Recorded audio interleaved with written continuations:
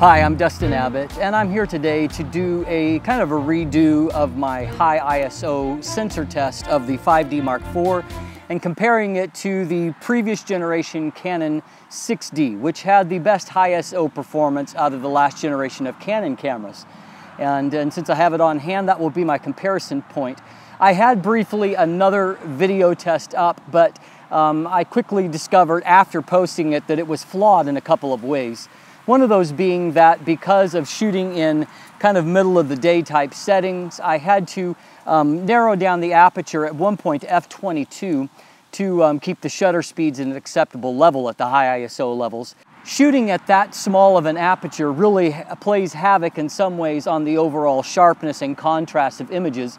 And as a result, it wasn't really reflective of the kind of performance you can actually expect in typical high ISO settings. By the way, that also negatively impacts the more pixel-dense 5D Mark IV than what it does the 6D, because diffraction actually sets in earlier on the 5D Mark IV at about 8.7, f8.7 compared to about f10.6 for the 6D.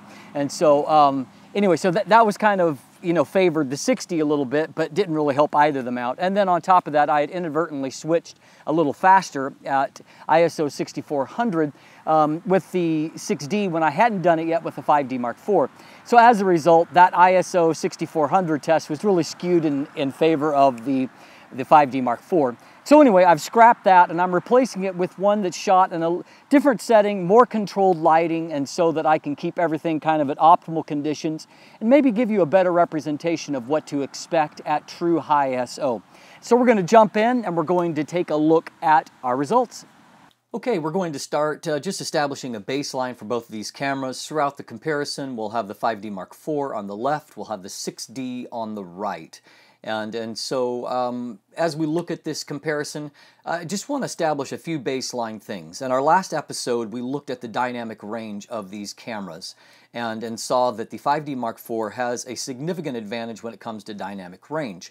So what happens with that, however, is that you'll find that kind of in the profile of RAW, which is trying to be as flat as possible, going to find that there is less apparent contrast to the 5D Mark IV image. And the reason for that is that it is a flatter image. It has more capability in both the shadows and a little bit more in the highlights. And so as a result, it's a flatter profile because of higher dynamic range, and so you can kind of impose your own kind of final vision to it. So it gives you more flexibility for editing. But just note that as a part of this, the 6D images will appear to be a little bit more contrasty because there is less dynamic range available in that raw file and no editing has been done. In all of these images, there is no editing, there is no reduction of noise in any way, there's no artificial sharpening that's been added. They've simply been converted into DNG and nothing else has been done.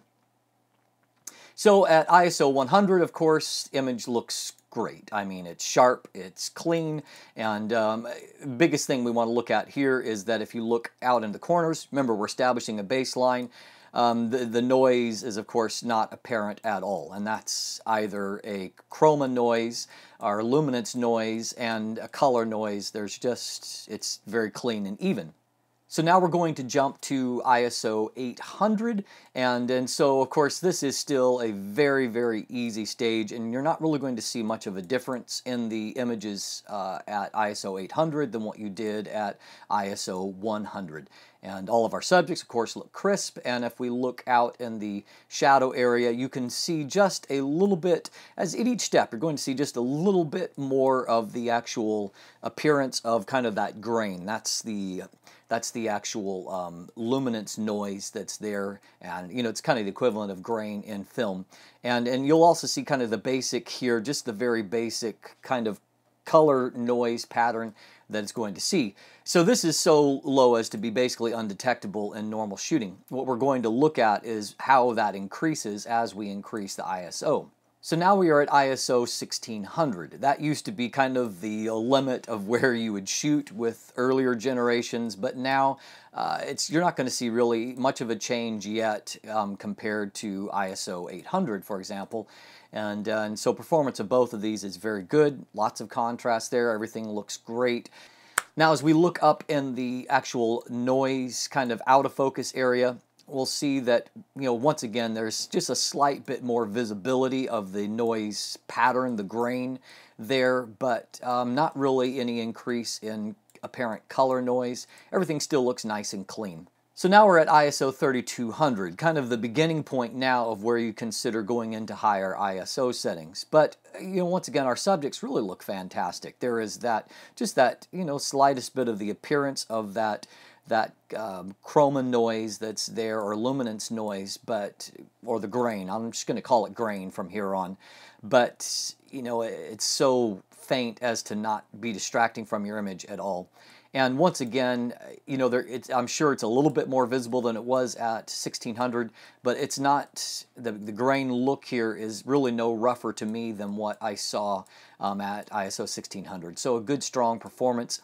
Going to see here that I'm seeing just a faint bit more compared to the 5D4 on the 6D side, just a little bit more of that kind of magenta colored color banding, but it's not strongly obvious in any way here. Now we've arrived at ISO 6400. This is the place where some people start to get nervous and where they kind of consider it to be the outer limits of what they're willing to shoot. So we'll look at our actual subjects here, and once again, that's still a pretty fantastic result for both cameras. It's still nice and clean. All of your contrast still looks very good. All the details there. That appearance of noise is just a little bit more obvious at this point, a little bit more of the grain. But as we look at color banding up in this corner, it's not really any more obvious than what it was before. And while the grain look is a little bit more pronounced, it's not ugly in any way. It's kind of like a film-like quality, and I'm not seeing introduction of color banding anywhere. Now at ISO 12800, this is where people really start to get nervous, and so we'll take a look at what we've got here. And so now you can see, I would say that the grain pattern for both of these is starting to look a little bit rougher, but at the same time that the color banding, I'm seeing maybe a little bit more pronounced from the 6D on the right here, but the 5D Mark IV, that's still a very, very even look at ISO 12800. And so, of course, you could reduce the appearance of the grain look at some point, but in a lot of images, it's really not going to impact you all that much. And there's not a lot of kind of bleeding of anything. I'm still seeing a nice definition between the dark and the light areas, and then as far as the colors, they're staying pretty true here. And so still overall a good result. Let's just take a look at these kind of shadows that are created here. Very clean on the 5D Mark IV. A little bit of that magenta banding that's in there, and so I would say I'm going to give a slight edge to the 5D Mark IV in terms of the handling of the shadows, and that there's just, you can see a little bit of that banding here. Nice even result from the 5D Mark IV. So at ISO 25600, you have reached the limits of the 6D's native range. It has expanded settings that you can go to a high 1 and a high 2 all the way up to, ISO 102,000. But those are really more marketing gimmicks, and I wouldn't recommend really going there. And so as we look at this limit, though, let's see, there's still a little bit more to go on the 5D Mark IV up to ISO 3200. But let's take a look closely at these images, because here's where things start to get challenging. Now we see that while the detail is still, pretty good there, because of the roughness now of that grain or that color noise, you're starting to lose some detail as a result to it. And I would say that there is starting to be some color banding in a higher level than what I see on the 6D at this setting for the 5D Mark IV. If we look at this kind of out of focus area, obviously the appearance of the noise is pretty rough here, and now I'm starting to see a little bit more pronounced of that magenta color banding start to come into the 5D Mark IV image. And it's been there kind of for a while in the 6D images, but it's not necessarily more pronounced at this setting, I would say, by comparison. And so about an even performance over in this area. Let's look kind of in this shadow information here. And now, whereas at 12,800 it was very clean and even, there's just a little bit of magenta banding there, and it's still there on the 6D. In some ways it almost is becoming less pronounced because of the roughness of the other noise pattern. The 6D really delivers a pretty awesome performance out at the edge of its normal limit here, and so it's to be commended for that. So what happens if you equalize the resolution? So what I've done here is on the left, I've got the down sampled image from the 5D Mark IV. You can see the dimensions are the exact same now as the 6D image, the 5472 by 3648. And so I've reduced this file size, or the overall file dimensions, to equalize. And so let's see if that makes a difference here. So I would say that it does, in the sense that the noise is not as rough looking from the 5D Mark IV, and so as a result we've recovered a little bit more definition. And if you'll look comparing these side by side, there's more detail that's apparent on the 5D Mark IV image. At the same time here, I would say in this shadow information right here, I still kind of prefer the 6D's look. There's just a little bit more of a magenta color that's crept in that's not there on the 6D. And so there's more detail, I think, that's available here on the 5D Mark IV image when it's been downsampled, but the 6D really still does a pretty exceptional job in this kind of setting. If we look up in this area here, you know, now the noise is a little less obvious than what it is from the 6D because it's been reduced, and so there is actually there is less noise in terms of this chroma noise, luminance noise on the 5D Mark IV. There is an improvement there for the 5D Mark IV, and that's apparent when you're comparing them at equal resolution size. The grain is less obvious on the 5D Mark IV than it is on the 6D. We look in this area over here. At the same time now, I think that you can see the color banding is, you know, it seemed like there was a little advantage before for the 6D. Now I wouldn't say that that's there for the 5D Mark IV is equalized out. And if we look in this area here, we can see that there's a little bit of magenta banding here and a little, you know, it's a little different pattern, but about an equal result there overall. So now we've left the 6D behind, and so what we're going to do is just quickly look at the maximum normal setting for, or the maximum setting in the normal range for the 5D Mark IV, which is ISO 32,000, about a third of a stop higher. And so in this case you can see that that's resulted in a little bit higher shutter speed, so you're gaining a little bit of light there, not an excessive amount, and so you're going to have to weigh the advantages of a little bit more light with, you know, an end result. And so even look at these images globally. You can see that there's more color noise up in this area at ISO 3200 than what there was at ISO 25,600.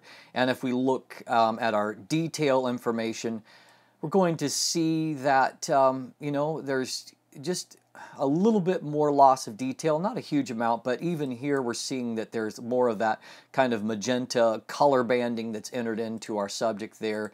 And so now by comparison, the image from the 5D Mark IV at 25,000 looks much better. And you can see also a little bit of green coloration that's entered there where that's staying closer to white. And so, you know, overall it's still usable, and, you know, there's still a fair amount of detail there, but certainly there's an advantage to the image at 25,600.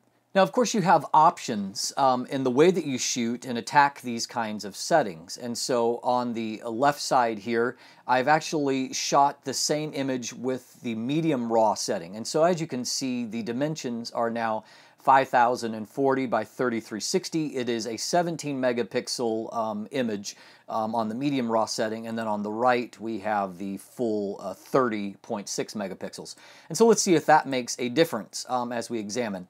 So it certainly makes a big difference when it comes to the color banding issue. And so both of these are at ISO 32,000, but you can see that the image on the left at that medium raw setting, it has way less the magenta fringing that's starting to take place. And if we look here, obviously a lot more detail has been preserved because the amount of pixels are less, and so the look of the noise is reduced. And so it's worth noting how huge a difference that makes. And so if you're shooting in very high ISO situations, one option is simply to shoot at a medium raw setting, and you now have an image that in my mind is very useful. And if you look at the kind of pattern of the noise, remember it's the same ISO setting, but just it's reduced file size, and so as a result, the readout is very, very different. I would say that it's a little bit less sharp looking. You can see there's more detail here, and it's a little softer looking in that area. But when we look at our actual subject, while it may be a little bit softer overall in the look, you know, you're kind of coming out still more ahead in terms of the overall global look. Now, how about a JPEG at that limit? Let's look ISO 32,000 and comparing the DNG and the JPEG image. These are both at full resolution. So you can see that the JPEG engine, and I've got this kind of tuned in the fine detail setting to my own preferences, and I really like the JPEGs I'm getting now. So you can see, obviously, the camera's engine does a great job of pumping that contrast back in there, and so you get a very contrasty look. And so that looks pretty clean overall, and you know, look here, detail is a little bit more precise, and so it shows the latitude that's there in the raw file with some processing. But you know, I still look at that and see a pretty useful result in some kinds of situations. Now if we look up here, that extra sharpening that's there and extra contrast makes the noise a little bit more apparent, so in the out of focus region. So there's your trade-off. In a final series, I just wanted to quickly look at what it would be like to kind of look at a more of a real-world result. And so as you can kind of see for yourself where your tolerance levels are. So this is at ISO 6400, and so as you can see, detail is still, you know, nice and crisp on his face, and you know, perfectly useful in that sense, although it's more noise than what you might like.